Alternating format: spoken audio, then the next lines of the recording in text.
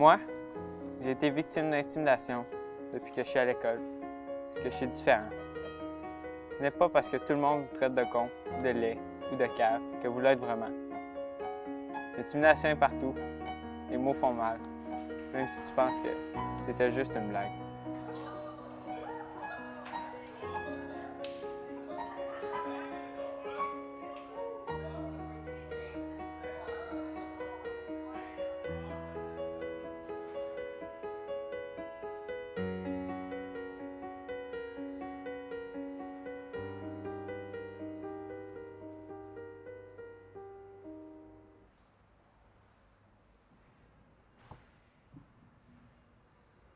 Comme tu viens de le voir, l'intimidation commence souvent de façon inoffensive. On blague, on joue des tours, on insulte sans vraiment penser que ça pourrait blesser quelqu'un. La victime se dit souvent « ça va passer ». Elle garde ça pour elle, en parle à personne. C'est comme si rien ne s'était passé. Mais c'est faux. Il s'est passé quelque chose. Si les victimes d'intimidation partageaient ce qu'elles ressentent, personne ne laisserait sous silence ces actes. La victime perd sa confiance, vit beaucoup d'anxiété, se lève le matin avec cette peur de venir à l'école et malheureusement, peut même avoir des pensées suicidaires. On a l'impression qu'il s'agit d'un phénomène nouveau, alors que l'intimidation a toujours existé. Elle peut être verbale, physique, émotionnelle, raciste, sexuelle, technologique. Elle est partout, dans toutes les couches de la société. Demande à tes parents.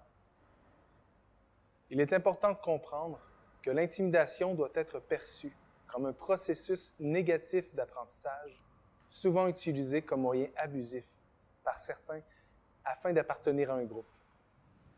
Nous voulons tous être acceptés et faire partie de l'un de ces groupes.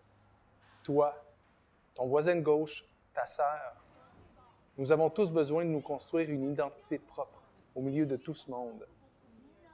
Maintenant, à toi de choisir la meilleure façon. On sait mieux aujourd'hui que les victimes et les intimidateurs présentent souvent de pauvres habiletés à résoudre des conflits. Apprendre à t'affirmer, c'est la première des étapes. Écoute-toi, exprime-toi.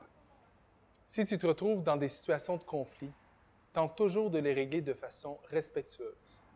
L'intimidation peut aussi naître suite à un conflit qui n'est pas réglé ou qui s'est aggravé.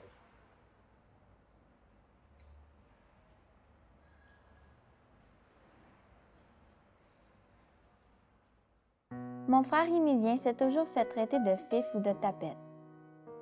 Les jeunes ne savent pas c'est quoi l'intimidation. Ils ne savent pas jusqu'à quel point les paroles et les actions font mal. Ce qu'ils peuvent dire ou faire peut être interprété de plusieurs manières. Pour bien des jeunes, l'intimidation, c'est juste de la violence. C'est lorsqu'il s'est fait frapper sans raison par d'autres que les gens ont réagi. Il faut qu'on en arrive au coup pour que les gens réagissent. Mais l'intimidation commence bien avant ça. Mon frère est passé par là.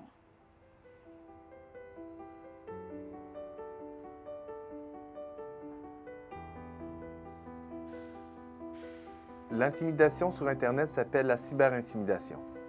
Envoyer des courriels ou des messages instantanés insultants ou menaçants, faire ou diffuser des commentaires haineux, voler des mots de passe et emprunter l'identité des autres sont tous des actes de cyberintimidation. Comme le dit si bien la sœur d'Émilien, c'est souvent lorsqu'il y a une gradation des événements, quand les choses empirent, qu'on commence à y porter attention. C'est souvent à ce moment-là qu'on se rend compte que l'intimidation a commencé bien avant ça. Malheureusement, le cas d'Émilien n'est pas unique. De telles scènes d'intimidation arrivent bien plus souvent qu'on le pense.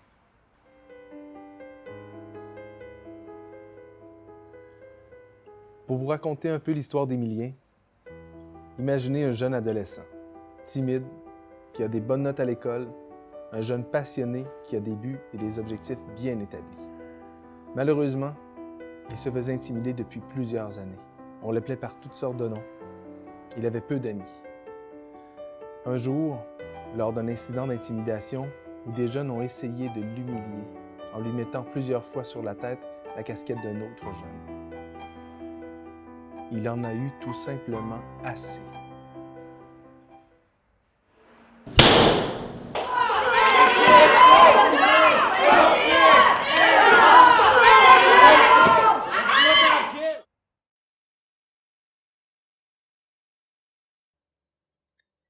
On m'a appelé au travail pour me dire que mon fils venait d'être victime d'une agression. Je ne sais pas si vous pouvez savoir comment on se sent, mais je peux vous dire que les émotions qu'on ressent à cet instant-là, il n'y a pas de mots pour décrire ça. Je pense que je n'ai pas respiré jusqu'au moment de serrer mon fils dans mes bras. L'intimidation, on sait que c'est en premier lieu verbal, mais des fois, c'est pas pris au sérieux. Donc, à un certain moment donné, tu baisses les bras comme parent, puis tu dis à tes enfants, foncez, faites de votre mieux, gardez la tête haute. Personne ne veut nous écouter.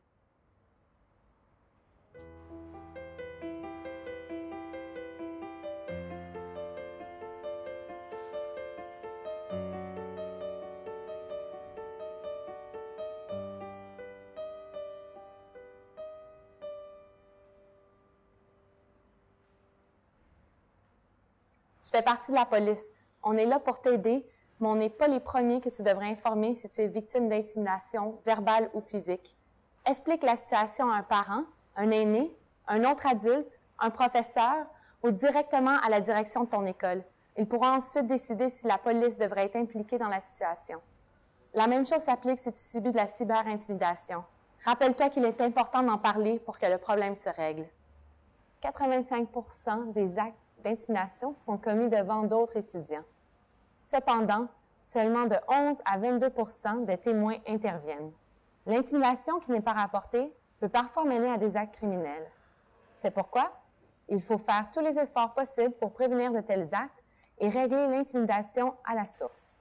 Si tous les efforts d'éliminer l'intimidation ont échoué, ou bien qu'un acte criminel a été posé, la victime et sa famille peuvent faire une plainte à la police et une enquête sera alors ouverte. Si tu es témoin d'intimidation à l'école ou dans ta communauté, parle-en à un adulte qui peut t'aider. Tu n'es pas un observateur, tu as un rôle à jouer dans la situation, puisque tu peux aider à dénoncer et cesser cette violence. Intervenir physiquement ne serait pas prudent, mais parle-en et encourage les autres à en faire de même. Tu peux être amical avec la victime et lui offrir du réconfort. Pour un jeune contrevenant âgé entre 12 et 17 ans, la loi sur le système de justice pénale pour adolescents s'applique. Le résultat de l'enquête, la sévérité de l'acte commis et les antécédents judiciaires du jeune contrevenant aideront à déterminer les conséquences qu'il se verra recevoir.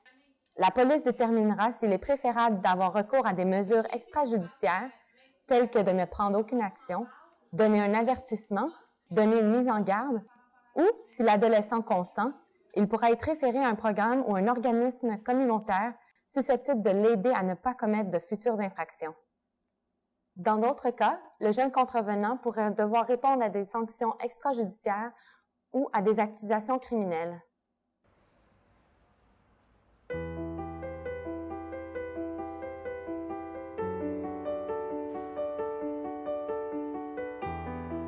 Les intimidateurs, au contraire des victimes, ont de la facilité à s'imposer auprès des autres. Ils vont vivre plus de rejets durant leurs années au primaire et ils deviennent plus acceptés et vus comme influents rendus au secondaire.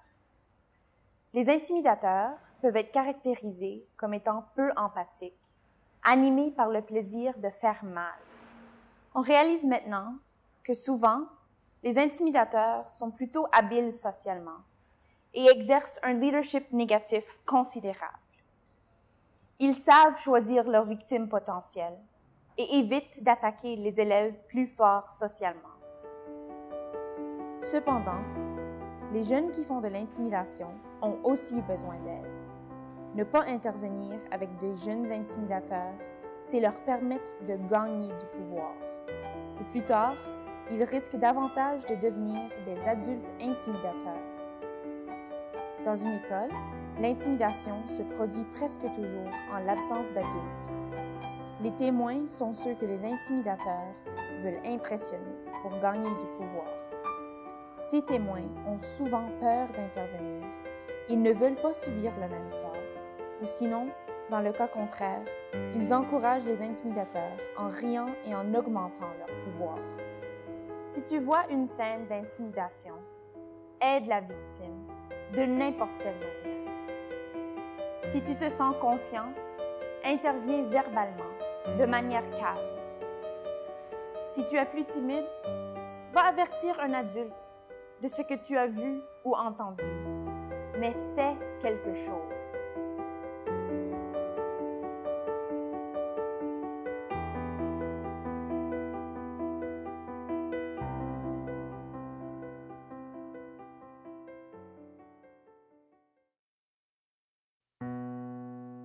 Dites ce qui vous blesse, ce qui vous fait de la peine. Personne n'exagère. Dénoncez si vous en êtes capable. Mais sinon, faites en sorte que ceci cesse. Rappelez-vous que ce n'est pas de votre faute. Ce ne l'est jamais. L'intimidation est partout. Même si tu ne le sais pas, elle peut se dérouler sous tes yeux. Quoi qu'il arrive, reste toi-même et garde la tête haute. Même si c'est dur, continue d'avancer. Ne les laisse pas guider ta vie. Si tu as des idées noires, parle-en, il y a quelqu'un pour t'aider. Les intimidateurs ne méritent pas